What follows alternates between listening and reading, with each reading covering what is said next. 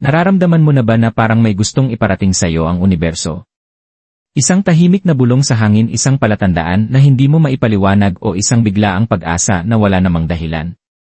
Kung isa kang Leo, hindi ito guni-guni lamang. May makapangyarihang pagbabagong nagaganap sa kalangitan, isang pagbabagong para lamang sa'yo. Matagal ka nang pinagmamasdan ng universo, hinihintay ang tamang oras, at inihahanda ang entablado para sa iyong pag-angat. Patapos na ang iyong panahon ng paghihirap, at ngayon, magsisimula na ang iyong ginintuang panahon. Pero ang mensahe ay hindi malakas, ito'y nakatago, at tanging ang mga pinili lamang ang makakaunawa nito sa tamang oras. Sa buong kasaysayan, nagsasalita ang universo sa pamamagitan ng mga palatandaan, misteryosong pagkakaayon, panaginip, at kutob na madalas nating binabaliwala. Ngunit para sa mga isinilang sa ilalim ng signos na Leo, unti-unti nang luminaw ang mensahe. May isang pambihirang enerhiya na unti-unting bumabangon, isang enerhiyang hindi na muling nakita sa loob ng maraming dekada. Isa itong di nakikitang puwersa na umaayon sa mga bituin, planeta, at mismong kapalaran para sa iyong kabutihan. Mga Leo, hinarap niyo ang mga labanan ng may tapang. Tumawid kayo sa apoy ngunit bitbit pa rin ang liwanag. Ngayon, ginagantimpalaan kayo ng universo sa inyong katapangan, isang panahon ng kasaganaan, kapangyarihan, at tagumpay. Ngunit ang paglalakbay na ito ay hindi lang tungkol sa pera. Ito ay tungkol sa pagtuklas ng tunay mong layunin, sa pag-angkin ng iyong trono, at sa pagyakap ng kapalarang isinilang kang tupdin.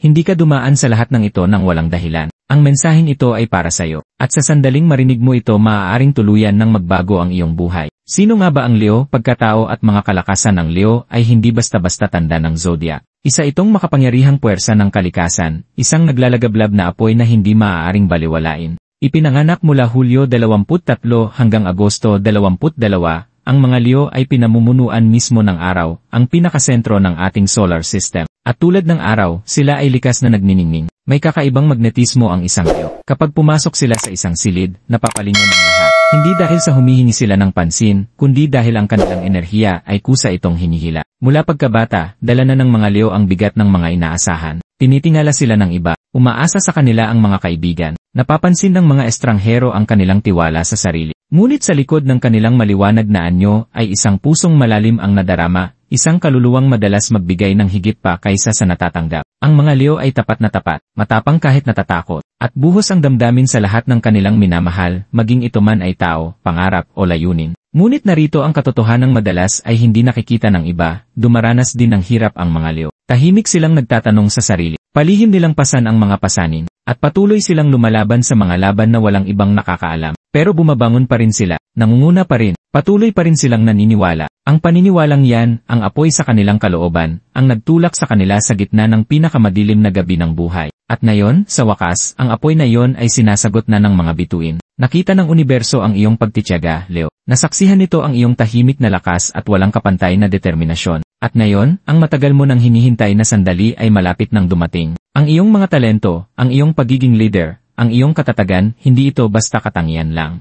Isa itong palatandaan. Palatandaan na ikaw ay isinilang para sa mas malaki pa. Hindi ka isinilang para sumunod. Isinilang ka para mamuno, para magbigay inspirasyon, para lumikha ng isang pamana. At ang iyong ginintuang panahon ay hindi katang isip lamang, isa itong propesya, at nagsimula na ito. Ang lihim na mensahe mula sa universo, may mga sandali sa buhay na tila humihinto ang lahat, na parang ang buong mundo ay humihinga ng sabay. Kung isa kang Leo, maaaring naramdaman mo kamakailan ang katahimikang ito, hindi bilang kawalan, kundi puno ng posibilidad. Parang may isang bagay na malapit, pilit nagpaparamdam. Hindi ito imahinasyon mo. Iyan ay ang universo, bumubulong. Sa loob ng maraming siglo, naniwala ang mga mistiko at astrologer na ang bawat paggalaw ng mga bituin ay may kahulugan. Hindi sila basta-basta kumikilos, dala nila ang mga mensahe, babala, at biyaya. At sa ngayon, ang mga bituin ay umaayon para sa Leo sa isang paraang matagal nang hindi nangyayari. Isa itong hudyat mula sa kalangitan, dumating na ang iyong panahon. Malinaw ang mensahe, ngunit para lamang sa mga handang makinig gamit ang puso, handa ka na. Handa nang tumanggap, handa nang umangat, handa nang tahakin ang landas na tahimik na inihanda para sa iyo ng universo. Ito ang iyong panahon ng pagbabagong anyo, Leo. Pero hindi ito darating na may ingay.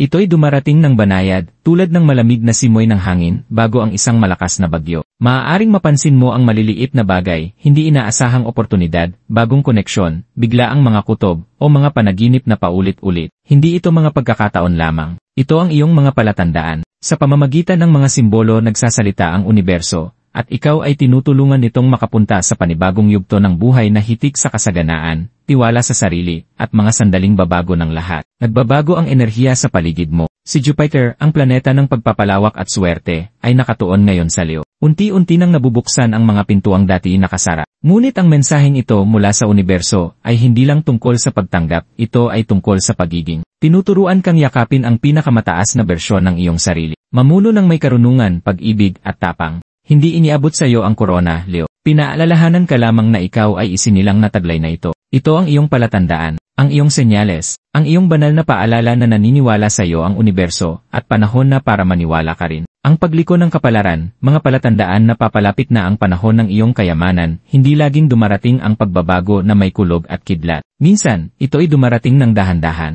tahimik, banayad. Ngunit kapag nilingon mo ang nakaraan, mapagtatanto mong lahat ay nagbago mula sa sandaling iyon. Para sa mga Leo, ang sandaling iyon ay kasalukuyang nangyayari. Pero paano mo malalaman kung totoo na nga ito? Paano mo makikilala ang mga palatandaan na nagsisimula na ang iyong ginintuang panahon?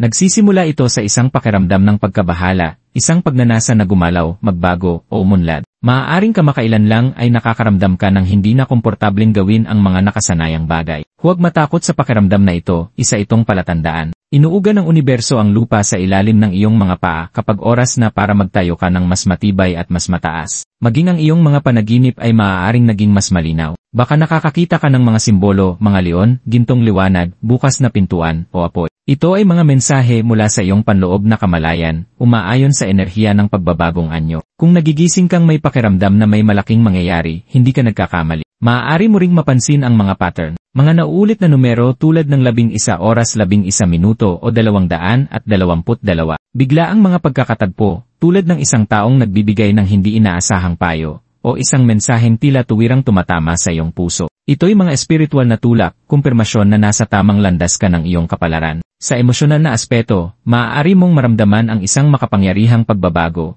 isang lumalakas na pakiramdam ng pagpapahalaga sa sarili. Kung dati ay may pagdududa, ngayon ay may tahimik na kumpiyansa. Kung dati ay may takot, ngayon ay may pag-asa. Nagsisimula kang mahikayat sa mga bagong oportunidad, maging ito man ay isang malikhaing ideya, isang planong pangnegosyo, isang relasyon, o isang matapang na desisyong dati tila imposible. Totoo ang hatak na ito. Ito ang iyong kaluluwa na tumutugon sa panawagan ng universo. Maging ang mga hamon na dati nagpapalugmok sa iyo, ay maaaring maramdaman mo na ngayong parang mga leksyong humuhubog sa iyo para sa mas malaking bagay. At tama ka, iyon nga ang layunin nila. Hinuhubog ka ng universo, Leo, inihahanda ka nito upang taglayin ang kayamanan, kapangyarihan, at responsibilidad ng may karangalan. Ito na ang pagliko ng iyong kapalaran. Ang sandaling nagsisimula ng pumanig sa iyo ang enerhiya. Kapag napapansin mo na ang mga palatandaang ito, ibig sabihin nasa kalagitnaan ka na ng paglalakbay. Nakapasok ka na sa pintuan ng isang yugto na puno ng paglago, kasaganahan, at malalim na katuparan.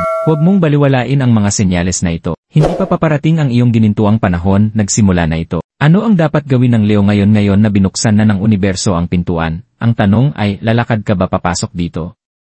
Leo, ito ang sandali mo, ngunit ang mga sandaling tulad nito ay marupok. Hindi sapat na kilalanin lamang ito, kailangan din ng pagkilos. Maaaring inaayon na ng universo ang lahat para sa iyo, pero kailangan mo pa ring gawin ang unang hakbang. At ang hakbang na iyon ay nagsisimula sa paniniwala. Una, maniwala kang karapat-dapat ka sa lahat ng darating. Maraming Leo ang pasan ang pangangailangang magpakitang matatag, habang sa loob ay may tanong kung sapat ba sila. Bitawan mo na ang pagdududang yan. Hindi nagkakamali ang universo at hindi ka nito pinili ng basta-basta. Pangalawa, protektahan mo ang iyong enerhiya. Sa panibagong panahong ito ng iyong buhay, hindi mo na kayang sayangin ang iyong liwanag sa mga taong nagpapahina sa iyong apoy. Palibutan mo ang sarili mo ng mga taong nagtataas sa iyo, naniniwala sa iyong mga pangarap, at nagsasalamin ng iyong kadakilaan. Ang iyong paligid ang hubog sa iyong hinaharap. Pangatlo, kumilos ka, kahit maliit lang muna. May proyekto ka bang matagal nang ipinagpapaliban?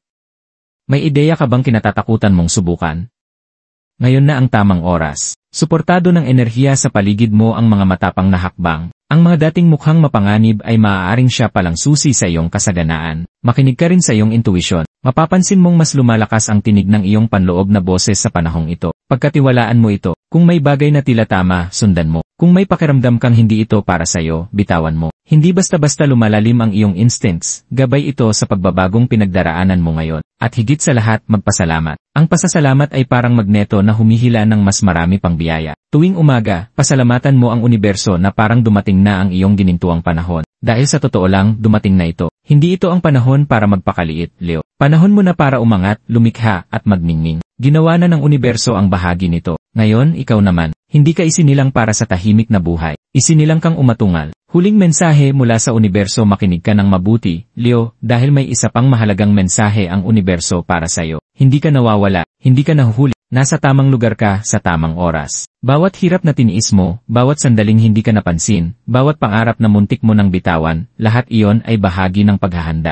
Ang apoy na sumunog sa'yo ay siya ring apoy na nagpanday ng iyong lakas. At ngayon, papasok ka na sa dahilan kung bakit mo kailangang pagdaanan ang lahat. Matagal ka nang pinagmamasdan ng mga bituin. Inaayos ng universo ang mga tao, mga pangyayari, at mga oportunidad para sa'yo. Ngunit hinintay nitong maging handa ka. Tunay na handa, na pasanin ang bigat ng biyayang paparating. Ang kayamanang ito, ang tagumpay, ang pagkilalang darating, hindi lang ito tungkol sa pera o material na bagay. Ito ay tungkol sa pagyakap sa buong kapangyarihan mo. Ito ay tungkol sa pagiging Leo na ipinanganak kang maging, matapang, matalino, mapagbigay, at matatag. Magkakaroon ng mga sandaling muli kang magdududa sa landas mo. Normal lang yan. Ngunit kapag dumating ang mga sandaling iyon, balikan mo ang katotohanan ito, pinili ka ng universo. Hindi dahil perpekto ka, kundi dahil hindi ka sumuko. Dahil sa kabila ng lahat ng pagsubok, muli kang bumangon na taas noo. Ito ang iyong banal na gantimpala, ang iyong ginintuang panahon, ang iyong pamana na unti-unting nabubuo. Kaya bumangon ka, Leo. Humakbang ng may tapang, sabihin ang iyong katotohanan, mamuno ng may pag-ibig, at tandaan mo, hindi basta-basta bumubulong ang universo. Sa'yo ito bumulong. Kung narating mo na ang puntong ito, Leo, tandaan mong hindi ka rito dahil sa aksidente. Inakay ka ng universo sa mensaheng ito dahil handa na ang iyong kaluluwa na tanggapin ito. May kumilos sa loob mo habang nakikinig ka. At yan ay hindi basta emosyon, yan ay pagkilala. Naramdaman mong totoo ang bawat salita. Dahil sa kaibuturan mo, alam mong matagal na, isinilang kang para sa mas dakila pa. Kaya ngayon, tanggapin mo ito bilang iyong palatandaan. Nagsimula na ang iyong panahon ng kayamanan, kapangyarihan, at layunin. Huwag ka nang maghintay pa. Simulan mo na ang paglakad patungo sa buhay na nakalaan para sa'yo. At kung ang mensaheng ito ay tumagos sa iyong puso, huwag mo itong itago. Ibahagi ito sa isa pang Leo na kailangang makarinig nito. Mag-subscribe sa channel para sa mas marami pang mensahe mula sa mga bituin, at hayaang patuloy kang gabayan ng universo sa iyong paglalakbay. Bukas na ang ginintuang landas, at sa iyo ito itinakda. Tumatak na ang kapalaran mo, Leo. Sasagutin mo ba ito?